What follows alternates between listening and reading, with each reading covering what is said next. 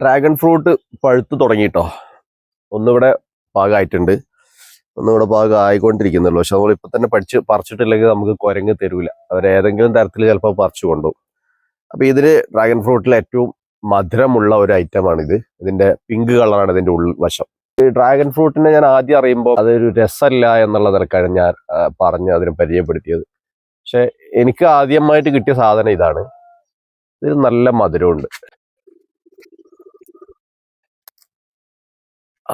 നല്ല അടിപൊളി, നല്ല വലിപ്പമുണ്ട്. ഇനിയിപ്പോൾ ഇവിടെ ഒന്ന് പഴുത്ത് വരുന്നുണ്ട്, പക്ഷെ അത് ആയിട്ടില്ല. അത് വൈകുന്നേരം ആകുമ്പോഴത്തേക്ക് ചിലപ്പോൾ റെഡി ആവുമായിരിക്കും. പക്ഷെ ഇത് നമ്മളിപ്പോൾ പറിച്ചിട്ടില്ലെങ്കിൽ ചിലപ്പോൾ കുരങ്ങ് തരൂല. അപ്പോൾ നമുക്ക് ഇതിന്റെ മുകളിൽ ഇനി വേറെ ആയി വരുന്നുണ്ട്. ഇവിടെ ഒന്നുണ്ട്, ഇവിടെ ഉണ്ട്. അപ്പോൾ ഇത് ഇന്നത്തെ സന്തോഷം ഡ്രാഗൺ ഫ്രൂട്ട്. ഇനി നമുക്ക് അവിടെ മാംഗോസ്റ്റീൻ അവിടെ ഉണ്ടാകുന്നുണ്ട്, ഞാൻ കാണിച്ചു തരാം. മാംഗോസ്റ്റീൻ്റെ പൂക്കള് വിരിഞ്ഞിട്ടുണ്ട്. തവണ നമുക്ക് മാംഗോസ്റ്റീൻ കുറച്ച് തോനെ കായകൾ ഉണ്ടാവുന്നുണ്ട്.